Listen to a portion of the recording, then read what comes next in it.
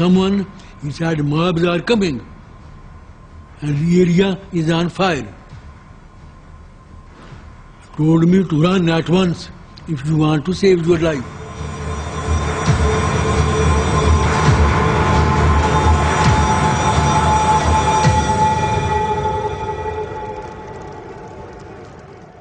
The whole horizon full of fire, smokes and all red.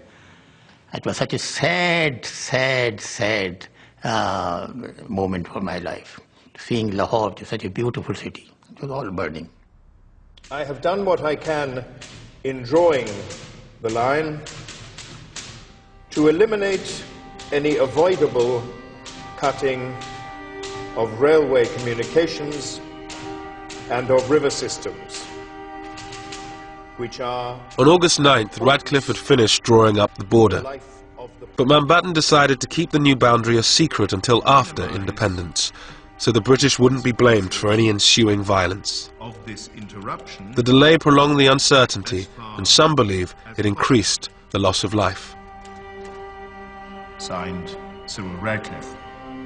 I never forgave him. Why he kept the decision to be announced about Lahore so late? I feel much killing could have been saved if they had announced the fate of Lahore 15 days before. On the eve of independence, Radcliffe wrote to his stepson in London. Nobody in India will love me for my award about the Punjab and Bengal, and there will be roughly 80 million people with a grievance who will begin looking for me. I do not want them to find me. I've worked and travelled and sweated. Oh, how I have sweated the whole time. Radcliffe left India 4 days later, never to return. He was deeply conscious that his rulings or his recommendations would generate controversy, conflict, and the possibility of a loss of a lot of human life. I do remember him saying that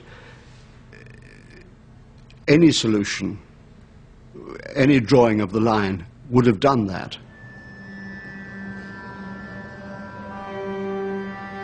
On August 14th, 1947, a new country was born on the subcontinent.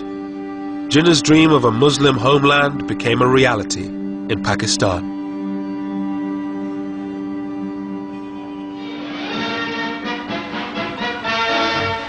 Through Karachi streets drives the Quaid-e-Azam, Muhammad Ali Jinnah, Pakistan's first Governor-General. It's Karachi's first day of independence, and the crowds are out to greet him and Earl Mountbatten. Mountbatten was in Karachi to declare independence for the newly created state. Bizarrely, no one except he and Radcliffe knew where its borders were, but this didn't stop the celebrations.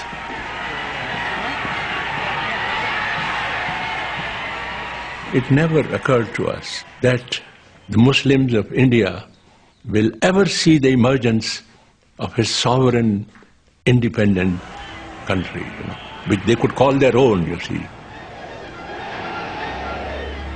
A country they could live for, a country they could die for, you see. It never occurred to us,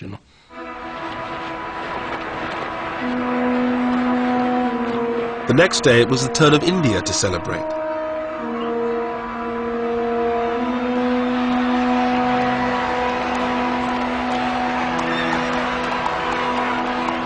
Hundreds of thousands thronged the streets as Nehru, Mountbatten, his wife Edwina and their daughter Pamela made their way to the Constituent Assembly. Unfortunately, when my parents arrive, they can't get in because the crowd is so thick, but so thick, that they can't open the doors. So there's no way for them to get in. So somebody has to crawl in some window and go to the Prime Minister and say, it's like to the Viceroy, I can't get in because the crowd is so vast. Will you come and sort it out? So Nehru had to sort of scuttle round back and start hitting people and shouting at people and clearing a way, which he was always brilliant at and loved doing. And eventually my parents were allowed to make their state entrance considerably less dignified than had been expected.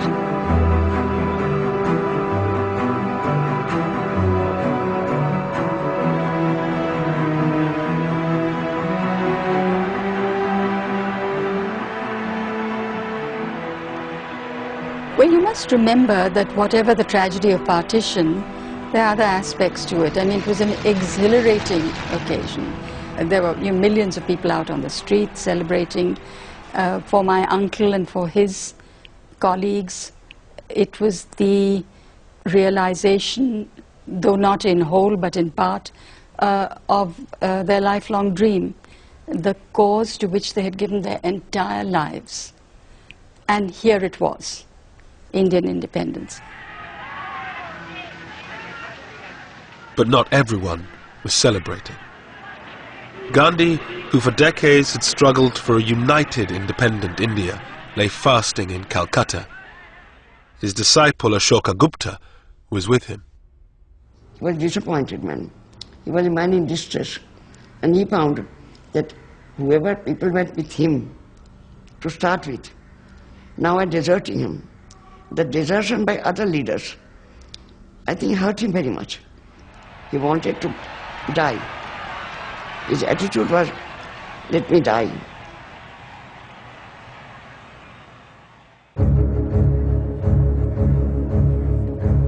With the celebrations over, Mountbatten finally announced the new border.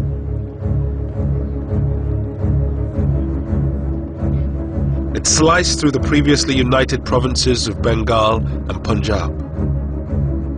Lahore was given to Pakistan, a disaster for the city's few remaining Hindus.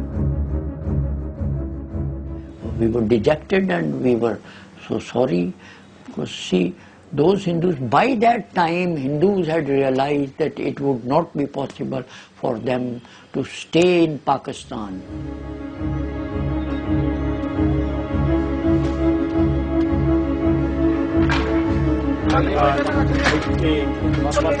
Millions of people were now on the move. Muslims who found themselves on the Indian side of the border, and Hindus and Sikhs who were on the Pakistani side.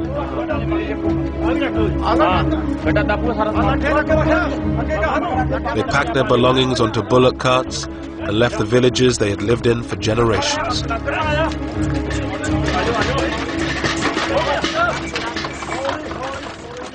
डरते हैं जी, हाँ डरते हैं, बहुत तो डरते हैं। भी अजीब आजन कोई चीज नहीं चुकन दी वादा भाई आके कुछ नहीं जाना तुम अपनी जाना ले जाओ गड्डियां ते बहन दी करो गड्डियां ते दो दो बोरियां आटा सुट लिया जिन्ना घर हैगा सके ते एक गड्ढा सी 6 घरां दा कोई पता नहीं सी इन्हां नहीं पता भी आया भी अपने पिंड ही जावांगे इत्थे लगणी आउणा सी पिछे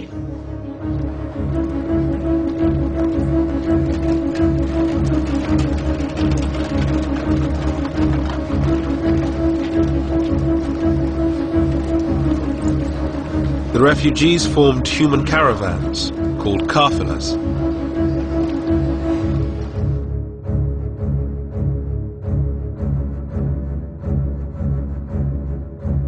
The lucky ones had military escorts to protect them from armed bands waiting on the roads.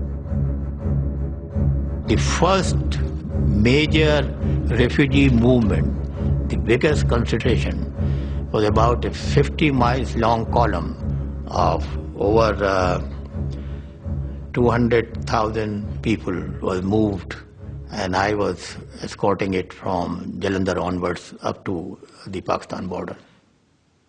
Wajahat Hussain was a young army officer. He had been sent to the Punjab to deal with disturbances on the border. We had very few troops with us, very few troops with us. So here were these people. There were no transport arrangements. There were no arrangements for the medical cover. There was nothing except that we had collected these people in open spaces. They were told to move, and they were moving on foot. Some had bullock carts, so they put their belongings on the bullock carts, and their old people and children. Others were on the foot. And we used to do about, initially we used to do about 15 to 20 miles in a day. But as they got tired, as the days passed by, they became less and less.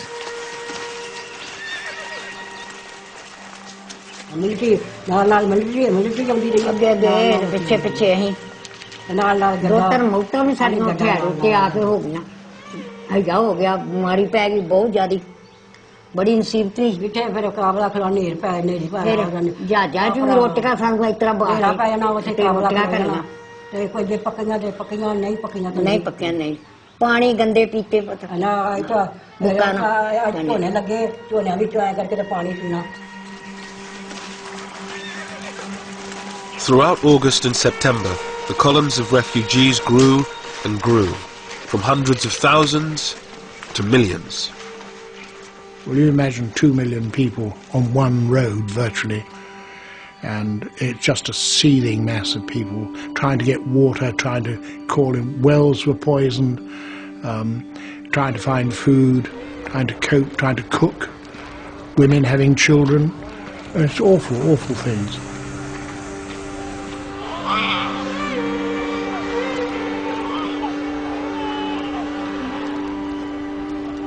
And of course they often try to stop us and to ask for help, and sometimes, if depending what we were doing, we'd stop and say, what's the matter, what do you want? And then they'd say, we've no food, and we say, well, I'm sorry, I can't do anything for you, because that wasn't our job.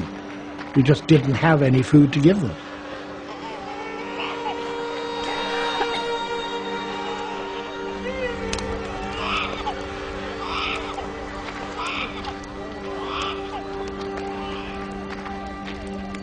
First they used to start throwing their baggage which they were carrying, everybody, whatever little they had to carry.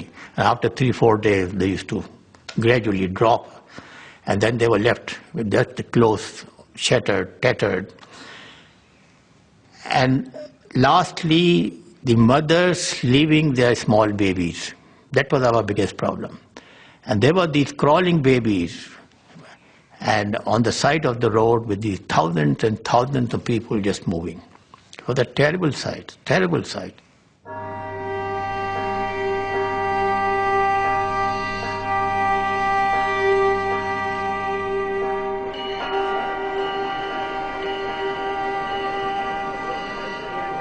Tens of thousands of people boarded special refugee trains that made their way between India and Pakistan. They were easy prey for the armed gangs that roamed the countryside. It was John Moore's job to escort a trainload of Muslim refugees to Pakistan.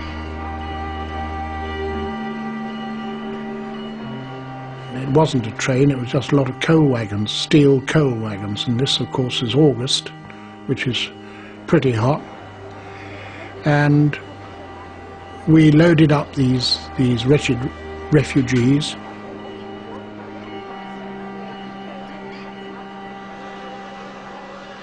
It was very distressing, and the journey from Ambala to Amritsar by train normally, you could do it in about, I suppose, 4 or 5 hours, and in this case it took 4 days.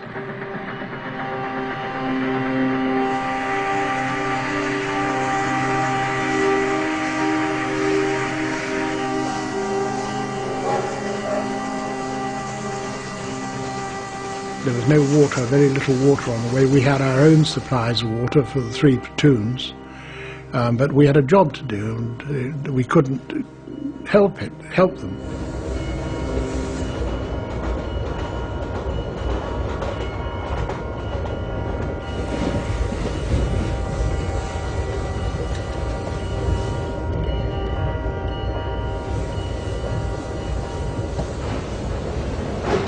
Three days into their journey, they reached the Sikh stronghold of Amritsar.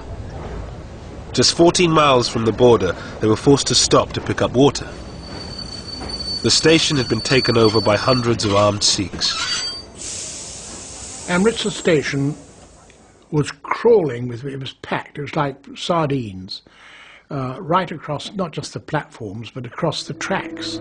They all had weapons of some sort or another. Some were old blunderbusses, some were fairly modern rifles, spears, swords. They were shoulder to shoulder crowds, and pushing and shouting and screaming, and